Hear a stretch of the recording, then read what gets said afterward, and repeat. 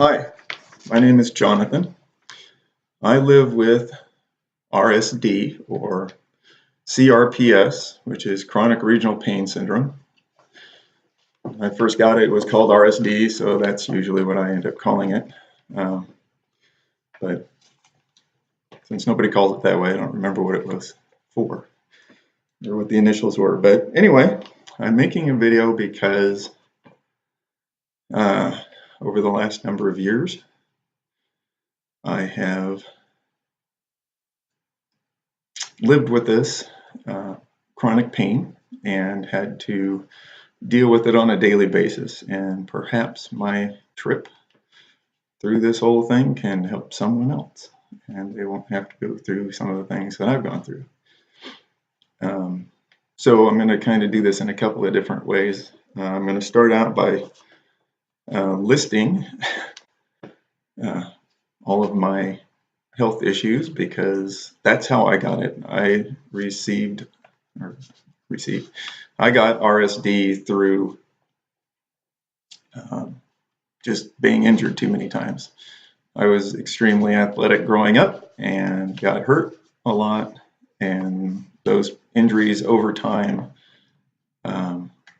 really took a toll. And so I know that some people, I've met one other person in the last 17 years that I've had this.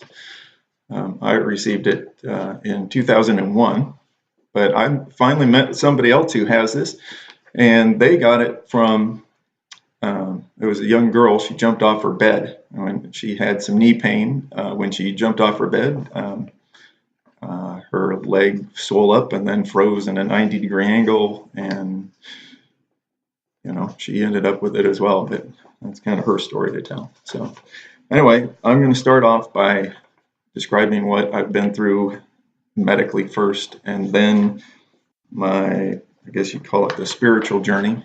I'll also talk about the type of medications that I've tried and all that fun stuff. In the early years, it was kind of being a guinea pig. So I prefer not to have to wear these things, but if I'm going to read this stuff to you, and there's a lot of it, so I have to read it, I have to wear them. So anyway, so my first injury was on September 25th, 1979. I got hurt playing football during a practice. I got hurt playing football, and had my medial collateral ligament repair on the week after. And 1 year later, on September 25th, I had my second knee surgery. I also had medial collateral ligament repair. I was butted by my 350-pound Suffolk Ram. Go figure. So the surgeries were on the exact same day by the same doctor, as much. I lived with that from 1980 through 1994, when I had an allograft meniscus put into place. Up until that point, I was having a good time. Newly married, lived in Southern California. We played softball with some A-League guys down in Seal Beach. Played 3 seasons out of 4, and had a good time. But again, that took toll on the knees. Even though I wore knee pads and such, it didn't really help. Then in 1998, in January of 98, I herniated a couple of discs in my lower back, the L4, L5, L5S1. Ones were fairly severe, unfortunately. Then the following year, in March of 99, I herniated 2 cervical discs, C5-6 and C6-7, while vacationing in Mexico. We were scuba diving, and the transom of the boat got hit by a wave, and I fell back, caught myself on my elbows on the seat behind me, and it herniated 2 of the cervical discs. Yeah, that was fun. In 99, I had an, excuse me, in 94, I had an allograft meniscus put in. That's a cadaver cartilage. And the wearing on the right knee was such that they could put a cadaver cartilage in, and so that would give me time before the bones actually wore out. I did not have RSD at this point, which was good. I had enough injuries without doing any of that. So anyway, that was in 94. So I skipped that, sorry. In 1999, April of 99, I had the allograft meniscus removed. I was walking through a corridor at work, went to make a right-hand turn and fell down.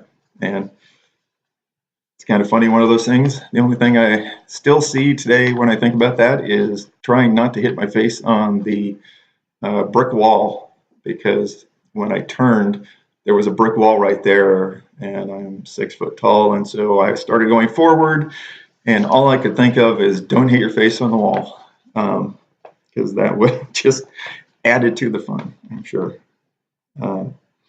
Anyway, so we had moved to the Seattle area by then, and so I called the doctor in Southern California that had done the allograft, and he recommended one of his friends in the Seattle area to take a look at me, and he was the one who removed the allograft and then recommended that I have a total knee replacement when the time came. Well, that time came pretty darn quick. April 30th, the following year in 2001, I had my first TKR, or total knee replacement, of my right knee. And then we also found out after that I overscar. And I had, so that was in April. In August, I had 2 scopings. And in September, I had 1 scoping to remove scar tissue from the joint. Now, when I woke up from that surgery, my back hurt worse than my knee, which is not supposed to happen. You're not supposed to wake up from major surgery and have some other portion of your body hurt, but that's what went on. So my neck, the cervical discs were hurting, and the lumbar discs that I'd injured were hurting more than the replaced knee. That was rather interesting. But at that point, nobody knew what it was. And so we just kept putting along, and let's see, August 15th of 2001, I herniated some more discs. I herniated L1, L2, L2, L3, and L3, L4. And then in April of 02, April 18th of 02, the following year, I herniated some more discs, L3, L4, L4, L5, which it was a reherniation of one and a new bulge in another area, which becomes quite clear that I have degenerative disc disorder, is what they call it. Anyway, in August 23rd of 03 at 3 a.m. in the morning, my right leg puffed up to almost twice its normal size, which was rather interesting. So we went to the emergency room, and they checked it out. Couldn't figure out what was wrong. Thought I had gout. I went in, they drained the knee, checked it. Couldn't find anything wrong with it, but still thought I had gout. So, so they did a bone scan and a bunch of other stuff. And due to the bone scan and the thinking I had gout, on December 25th of 2003, I had my second total knee replacement on my right knee. And when I woke up, my back and my neck hurt worse than my knee. And, when you wake up screaming that your back and your knee and your neck hurt, that was really not good, because just prior to that, I had kind of gotten used to dealing with the pain. I'd gotten off all the painkillers. I was off them for about 6 months. Going into December, somewhere around June, I had gotten off them, and I know that because I was out turkey hunting, and it was the first time I'd been out for months without having to take painkillers. So I was pretty happy at that. But going into this, put me on, when I came out of this, because of the amount of pain I was having, they put me on to Oxycontin and other stuff, which is a pill from hell, basically. Anyway, 2004 and 5 were the year of shots. Because I had so many herniated discs in my back, and I know I'm supposed to sit straight up, but I don't very often. It's hard to read and do that. Anyway, 04 and 05, the year of shots, I had a lot of shots trying to ease the pain in the back and stuff, and they were still trying to figure out what was going on. And my wife figured out that I had RSD in 03. And so I was sent to a specialist, but they didn't really, at that point in time, know how to deal with it. So I got to be a guinea pig, and I'll read some of the medications I was on later. On July 27th, I was in a motorcycle accident. I was hit by a gentleman who was on his cell phone. He told the officer that he knew I was there, but he couldn't see me in his mirror, so he changed lanes anyway. Sorry, gotta scoot back a little bit. Which was really interesting because he then promptly went home. I was laying on the ground, and a bunch of people were nice enough to help me. And he called in and said, "Hey, I think I just hit a motorcyclist," after he got home. But then he came back down there, and they did not give him a ticket for hit and run. Go figure. Even though the officer was a motorcycle officer, I thought that was very interesting. But anyway, that doesn't really have anything to do with RSD.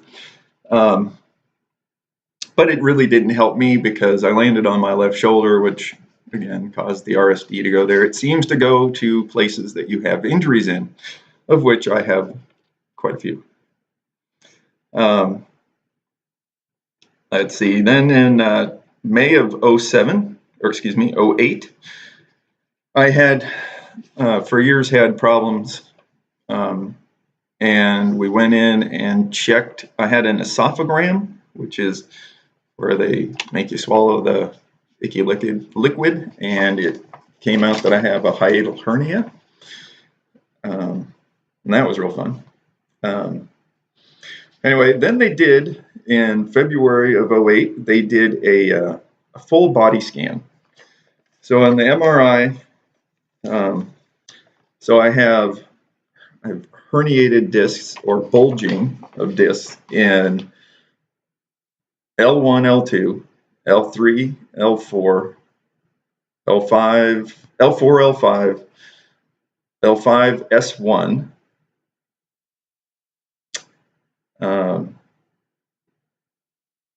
C2, C3, C3, C4, C5, 4 or 5, C5, 6, and I guess T2, T3, T4, which I guess is your tailbone. But in 09, we moved to Texas out of the Seattle area. And so since I've been here, I've been, quote, on maintenance as far as my pills go. And I haven't had any major injuries. But then again, I don't do a whole heck of a lot just because of the pain. So anyway, everything was going along pretty good. And our church had a mission trip to Peru scheduled for September 1 through 10 of 2017. And so I thought I'd go. And my wife was like, "Yeah, you need to go to Peru." So part of having to get to go to Peru was getting a yellow fever shot. And so I really didn't want a shot, but I put it off as long as possible. And then July 30th, I went in and had that yellow fever shot. And wouldn't you know it, of course, it hurt behind the shot. Back of my arm hurt. And had hurt for a couple of weeks. And then my ribs on my left side started hurting And they hurt for